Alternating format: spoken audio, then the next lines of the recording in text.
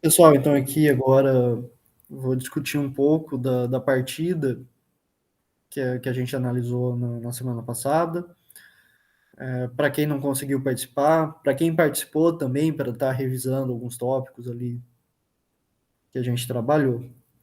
Bem, torcer para minha conexão aqui não cair de novo, eu perdi, estava mais ou menos na metade da análise, caiu a gravação, mas vamos lá. A ideia é o seguinte, foi uma partida do Emanuel Lasker com Capablanca. Dois campeões mundiais, o Lasker foi o primeiro campeão da história do xadrez, Capablanca ele também foi campeão mundial, mas um pouco mais para frente. E a ideia é que com isso a gente comece a pensar mais parecido com esses jogadores. A gente estruture a nossa linha de pensamento de uma forma semelhante ao que mais semelhante com o que eles pensavam ali. Então vai ser uma análise mais da questão estratégica do jogo, pensando um pouco na questão da estrutura de peões, como é que eu trabalho esse tema para estar tá criando vantagem para o meu jogo. A gente vai ver como que os peões podem tanto ajudar quanto prejudicar na evolução do jogo, como é que eu coloco as peças no tabuleiro para beneficiar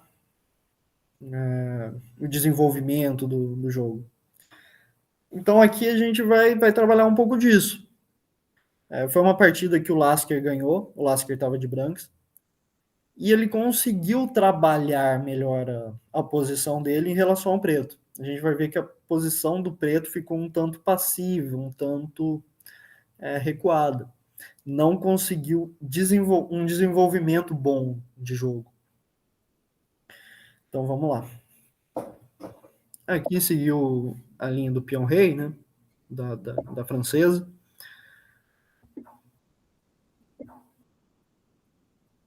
Cavalo C3, bispo B4. Primeira coisa aqui, uma análise bem simples. O branco sai com cavalo E2. A ideia, se houver a troca aqui de bispo por cavalo, é tomar com o cavalo, evitando dobrar os peões, né? Porque peão dobrado no xadrez, em 90% dos casos, vai ser uma debilidade, que pode ser aproveitada pelo oponente. Porque quando eu tenho um peão dobrado, nenhum dos dois consegue se defender. Se nenhum dos dois conseguem defender um ao outro, eu vou precisar colocar uma peça para defender. E uma peça que podia estar atacando, podia estar fazendo uma outra função, ela fica na responsabilidade de defender. Então eu perco um pouco de iniciativa.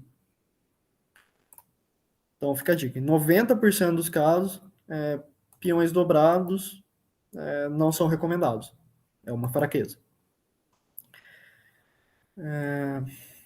Aqui também vale analisar que o cavalo está cravado, né?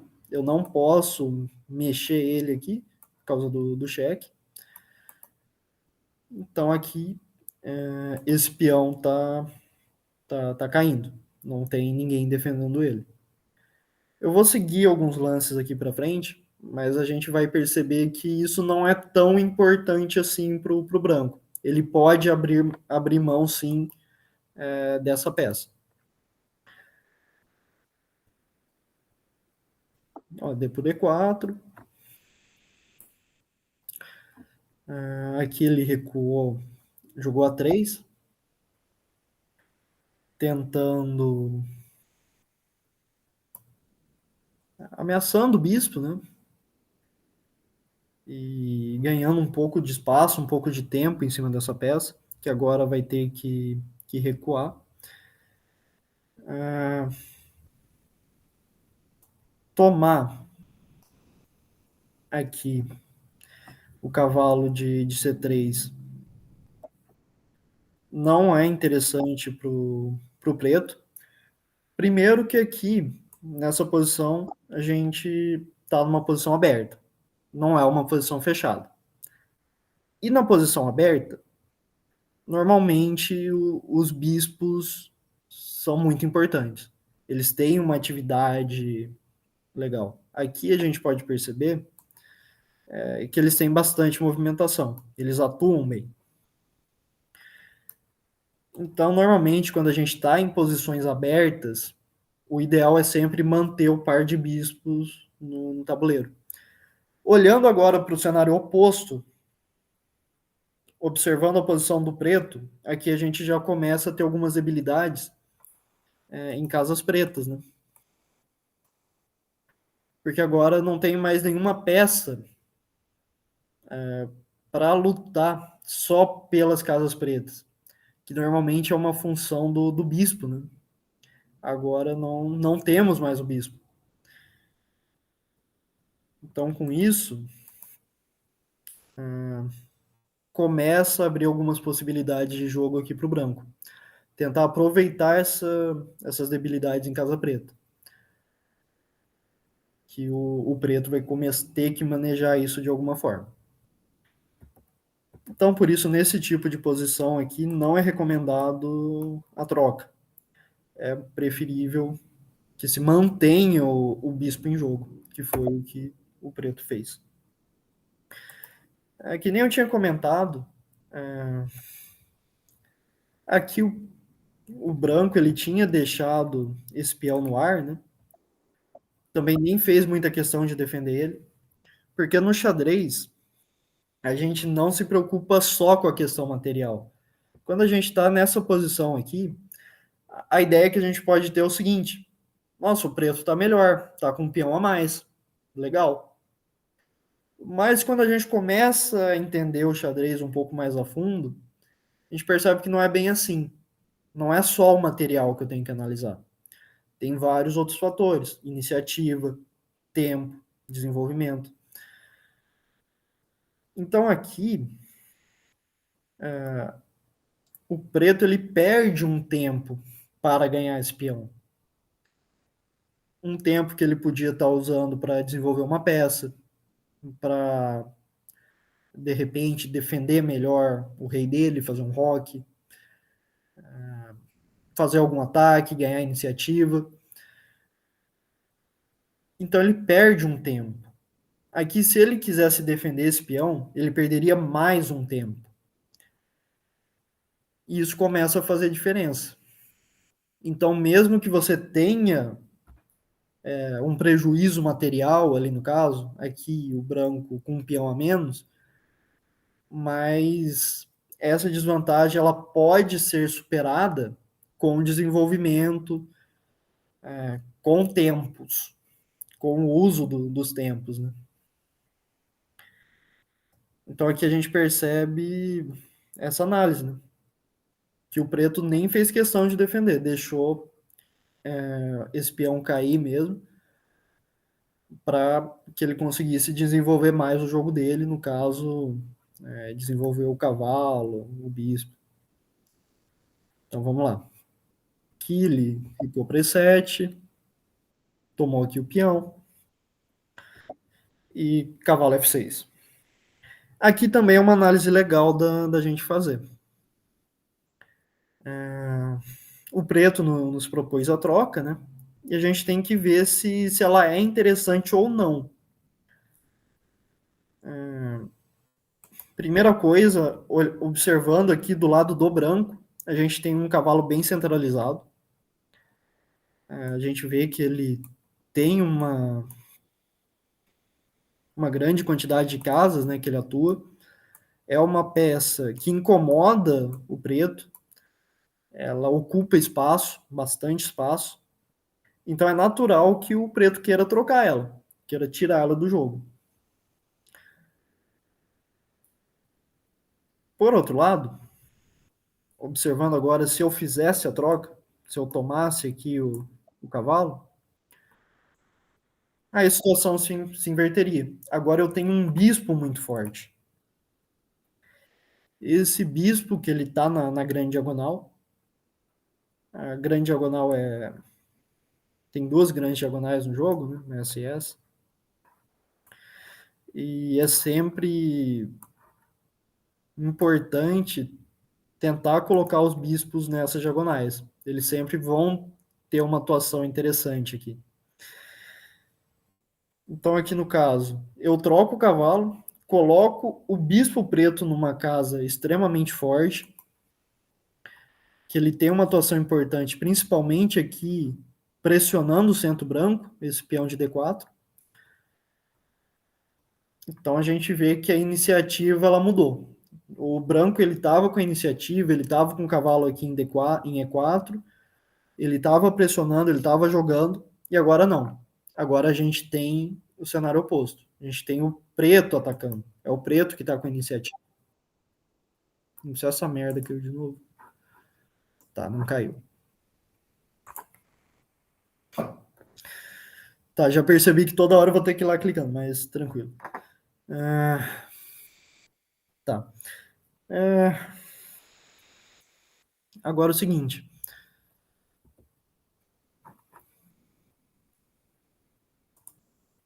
Tá, deixa eu ver.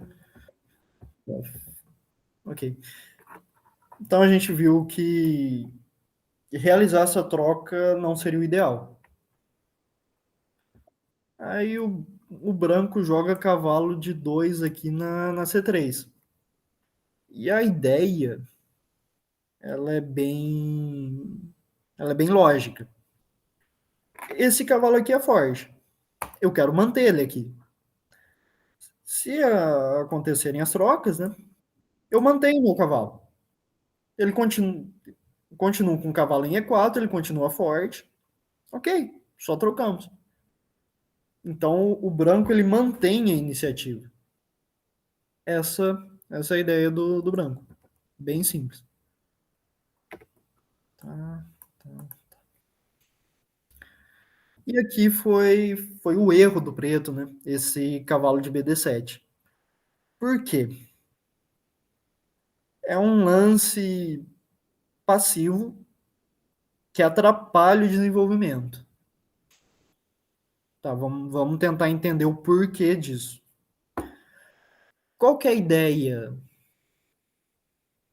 aqui de desenvolvimento, né? Não, eu vou falar diferente. Falar diferente. Tá, cavalo aqui. Como é que fica esse bispo branco? Tá mais difícil dele desenvolver, né? Ele fica mais fechado. Antes de cavalo D7, eu tinha minha dama pressionando aqui em D4. Então, assim, o branco ele tinha uma preocupação aqui. Não estava tranquilo, tudo ok. Tinha uma certa ameaça aqui, uma certa tensão no centro. Claro que compensado porque a dama também estava defendendo. Mas tinha uma certa pressão. Quando você joga cavalo BD7, você corta essa pressão. Agora o branco não tem pressão nenhuma aqui. Não tem qualquer pressão em cima desse peão. Por menor que seja. Não tem. Então o branco fica mais tranquilo para desenvolver o jogo. É mais fácil. Bem mais fácil.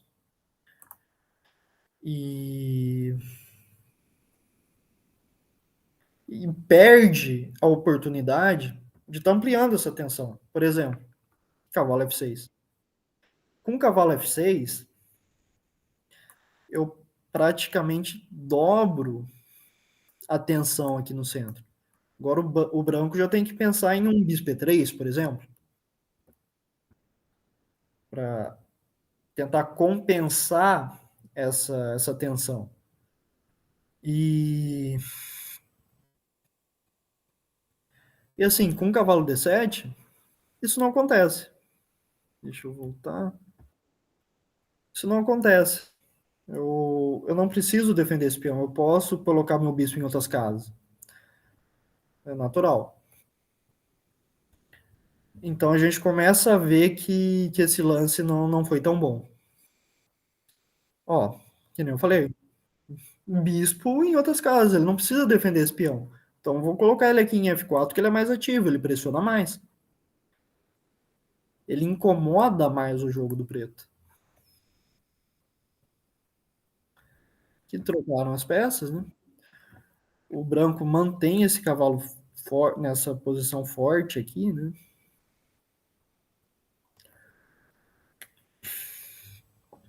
E aí, cavalo F6.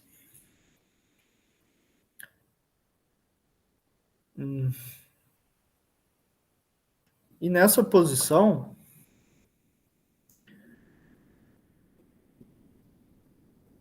aqui o preto ele tenta um pouco neutralizar o erro que ele fez, né?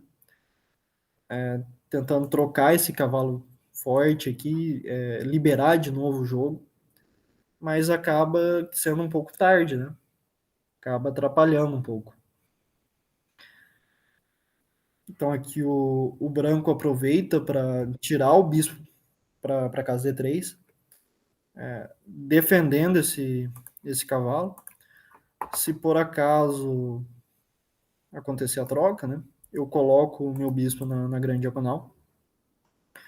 Então eu tenho uma compensação aqui pela troca. Eu troco um cavalo bom, mas eu deixo o meu bispo numa casa boa também. E, e pressionando. Eu coloco uma pressão nesse peão aqui, do preto, né? Vai ter que ter ou fazer algum avanço, ou manter o bispo aqui defendendo, mas é uma preocupação. Quanto mais preocupação eu conseguir colocar para um adversário, melhor. É uma preocupação, então, legal. Estou colocando preocupações para o meu adversário. Bispo D3 e roque, né? Aqui pode parecer que esse peão tá caindo, né? Mas na verdade, se dama por D4, eu tenho bispo B5 cheque, né? E aí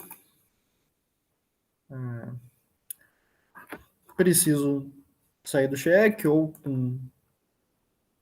tirar um cavalo, tirar o bispo, colocar a dama na frente e vou acabar ganhando a dama, né? Daí é uma vantagem significativa pro branco. Então essa captura de peão aqui tá fora de questão. Eu jogo bispo B5 e consigo um ganho muito importante de material. Não posso tomar o peão aqui em D4. Então aqui o preto seguiu normal, seguiu com o roque, né? E aqui a situação muda um pouco. Agora já é interessante eu trocar esse cavalo. Vamos tentar entender um pouco do porquê disso. Tá. Tomei o cavalo. A ideia é o seguinte: quando o preto faz o roque, vou só voltar aqui para. Ok. Quando o preto faz o roque, ele define a posição do rei dele. O rei dele vai ficar aqui na ala do rei. Tá? Para quem não tem tanto conhecimento de xadrez, ala do rei, ala da dama. A gente consegue dividir o tabuleiro nessas duas partes. Então, o preto definiu. Ele vai permanecer na ala do rei. Com isso, agora a gente tem uma definição. Eu preciso tentar enfraquecer o máximo possível a posição do rei preto. Tirar as peças que defendem ele para fortalecer o meu ataque. E aqui no caso, qual que é uma peça que defende uma das principais defensoras do rei preto? O cavalo de F6. Então, quando eu troco esse cavalo, eu tiro uma importante defensora. E meu ataque começa a ser mais fácil.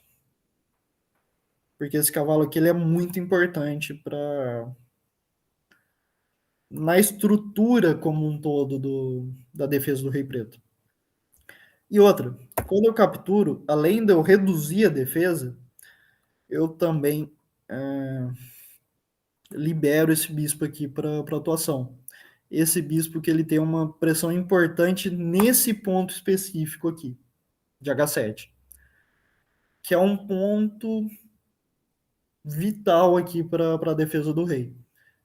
Por exemplo, eu já começo a ter ideias aqui de dama H5, com ideia de mate. Já começo a ter esses planos. Então aqui o jogo já muda um pouco. Agora passa a ser interessante sim trocar esse cavalo. Então vamos lá. Ah, e uma coisa importante também, já estava esquecendo. Que um fator que eu tinha comentado lá atrás era da grande diagonal. Aí alguém pode vir e me perguntar, ah, mas o bispo preto não está na grande diagonal? Isso não é bom? Aqui não é tanto. Que nem no xadrez a gente, cada caso é um caso. E a gente tem que avaliar, tentar avaliar posição por posição. Por que que esse bispo aqui ele já não é tão forte? Porque aqui eu consigo jogar C3. Eu crio uma verdadeira muralha aqui na grande diagonal. Esse bispo não vai conseguir jogar fácil aqui. Ele não vai conseguir estourar, passar por cima dessa barreira. Não vai. Então aqui, ele estar na grande diagonal, vejam que não faz tanta diferença assim. Porque aqui ele vai encontrar uma barreira gigantesca. Ele não vai estourar isso aqui. Não vai.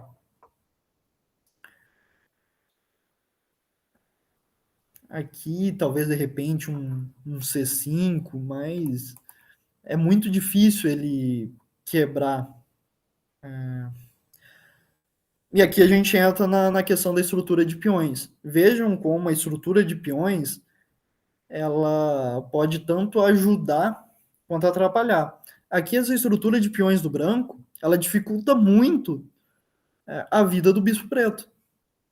Então é muito importante a gente entender a estrutura de peões.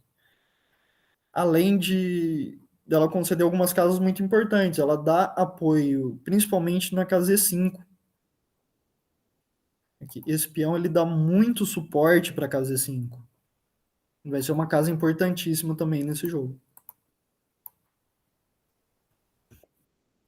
C3, dama D5, dama E2. Aqui a ideia é tirar a dama, né? Para fazer o roque e conectar as torres. Eu já começo a ter ideia de tirar ou para D1, tirar essa torre de F1 aqui para E1 também. E fortalecer aqui, né, as torres no jogo. Também tenho plano de mandar um dama C2, por exemplo, né? Ampliando a tensão aqui em A7.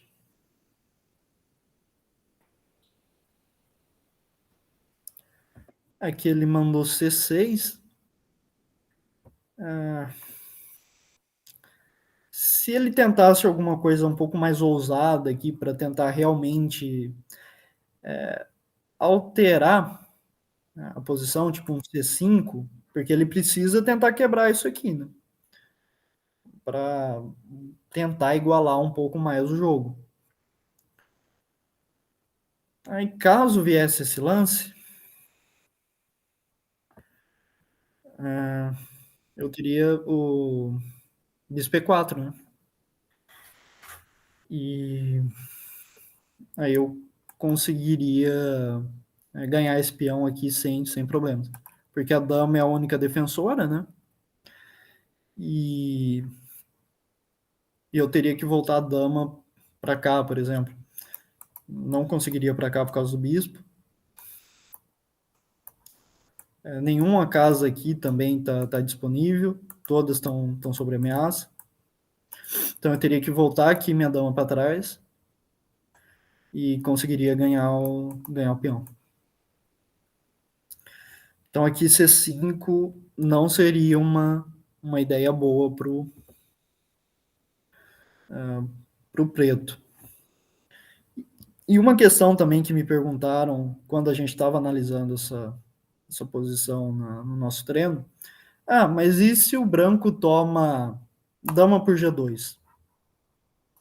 Aí, dama por G2 entra naquela questão que eu tinha comentado lá no começo, de que no xadrez material não é tudo. A gente tem iniciativa, a gente tem desenvolvimento, tem defesa, tem várias questões aqui que a gente tem que analisar.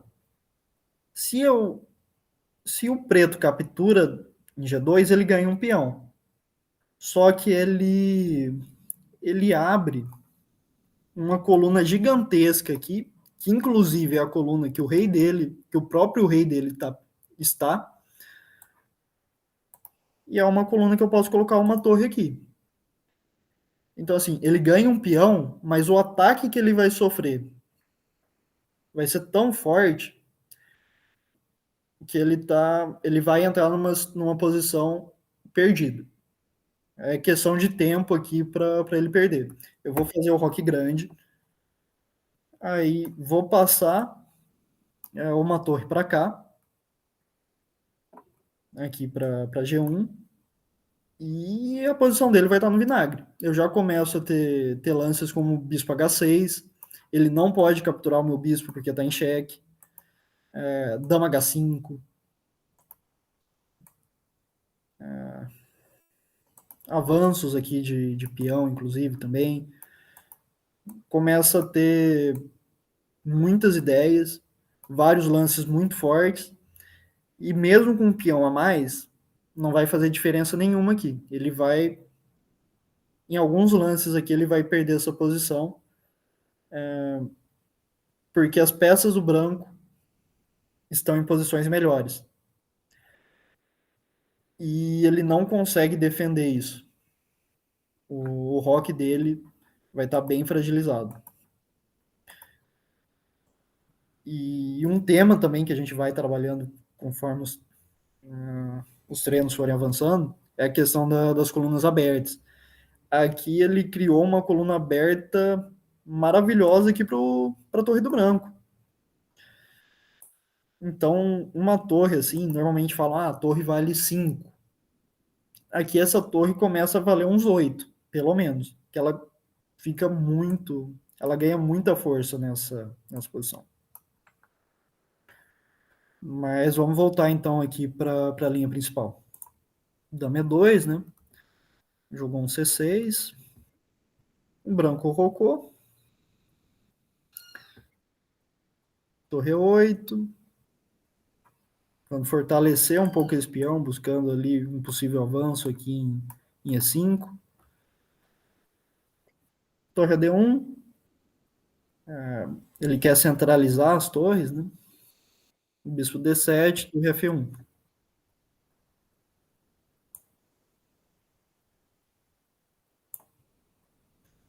Tá. Aqui a gente tinha feito uma análise lá no treino. Aqui é um exercício para vocês. Em vez de ter jogado torre na E1, ele podia ter jogado bispo E5. Seria uma ideia bem interessante também. Uma ideia bem parecida lá da troca dos cavalos. O bispo é uma peça que defende o rock preto, então vou tentar trocar essa peça. Se bispo por E5,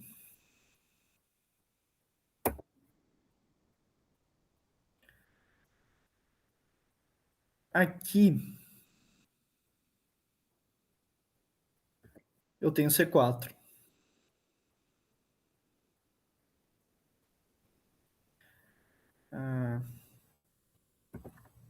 Antes do C4,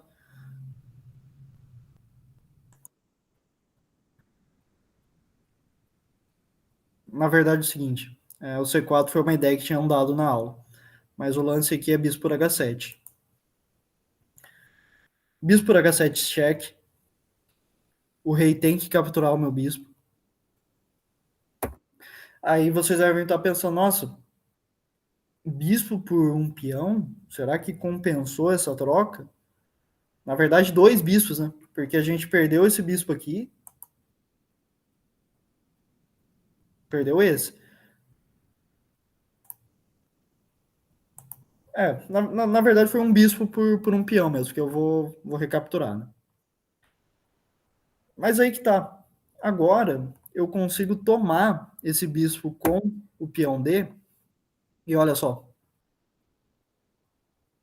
tô ameaçando a dama vai ter que sair, e olha quem que tá na reta. Então aqui eu consigo uma vantagem nessa posição. Eu ganho um peão, eu coloco a minha torre na sétima fileira, que é também uma posição interessante de eu estar tentando colocar a minha torre. Ela pressiona bastante. Enfraqueço o roque aqui do preto, agora o rei tá bem vulnerável aqui, já tenho ideia de dama H5. E, e vejam aqui que o bispo que eu tinha perdido eu consigo recuperar agora.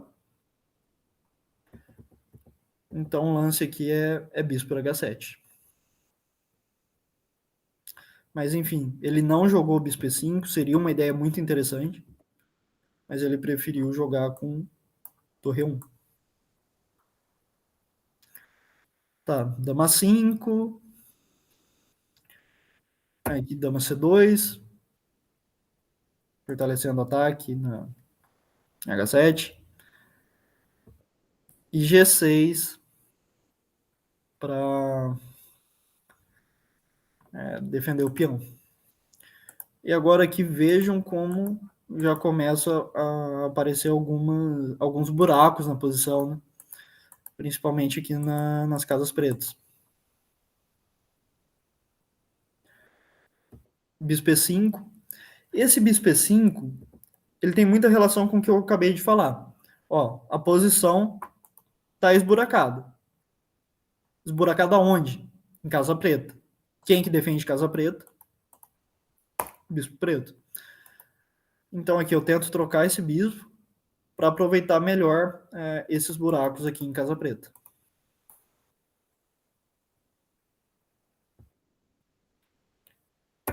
Bispo na G7, né? H4, aqui a ideia é avançar os peões para tentar debilitar ainda mais o roque do preto. Dama D8, H5. E aqui vejam que eu já estou juntando mais um peãozinho no ataque. Né? Dama G5 para tentar defender. Vejam que aqui o branco está com um ataque muito forte na ala do rei. E qual que é a ideia do preto? Tentar trazer as peças que estão aqui na ala da dama para a ala do rei. E olha como esse bispo é interessante. Ele trava a comunicação da ala da dama para a ala do rei. Então, olha a manobra que o preto tem que fazer para conseguir chegar na ala do rei e aumentar a defesa dele. E aí volta na questão que eu comentei lá no começo: tempos. O preto perde tempos aqui. Um negócio que podia ser direto, ele tem que vir para cá e para cá. Ele perde um tempo. Né? E conforme esses tempos vão se acumulando, vai ficando cada vez mais difícil para as pretas. Dama D8, H5, dama G5, bispo por G7. Aqui era questão de tempo, né? O bispo 17 é um bom defensor, então vou trocar ele. Rei na G7, torre 5. Essa torre fica muito bem centralizada agora. tem uma iniciativa boa em cima da dama, auxilia aqui no peão, já começa a ter algumas ideias de passar essas torres para cá e criar um ataque em cima do peão de H7. Então isso começa a fazer a diferença aqui no jogo. Teve que voltar, né? Voltou a dama. Torre de ED1, com uma ideia parecida com o que eu já falei, acabei de falar. Torre G8, dama C1. Aqui tentando aproveitar essa casa de H6. Trocar esse peão e aproveitar aqui em H6, que é uma debilidade. Torre D8. Torre 3. Tá. F8. Vejo aqui a questão dos buracos que eu tinha comentado. Né? Torre na G7. H por G6, H por G6. Tem uma entrada muito forte agora em H8. E aqui esse lance, que é um lance interessantíssimo, né? Bispo por H6. Ele não consegue tomar esse bispo. Foi uma análise que a gente fez também no treino, que eu botei o pessoal para calcular. Se você quiser pensar um pouco nessa posição, se bem que não vai dar certo, porque a resposta está aqui do lado, né? Então, na próxima eu penso melhor nisso. Mas, assim, aqui, se ele toma F por G6, eu tenho dama H8 e posição bem complicada, né? Tem que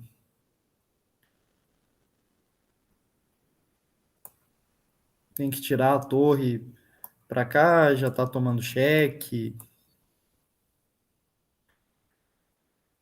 Se rei desce, cheque aqui também. Posição muito difícil. Então tomar de peão tá fora de cogitação. E tomar de torre também tá fora. Porque tá cravado, né? Não pode.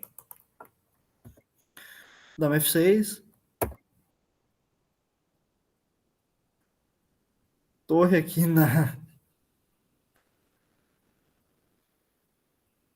aqui na G5. Eu tenho uma pressão muito forte aqui em cima dessa torre.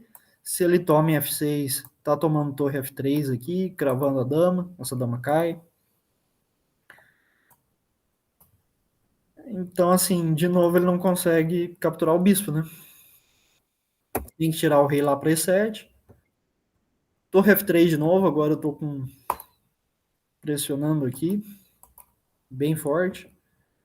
E o Capablanca abandonou aqui a posição. Pessoal, então é isso. Espero que vocês tenham gostado. E espero vocês aí no próximo treino.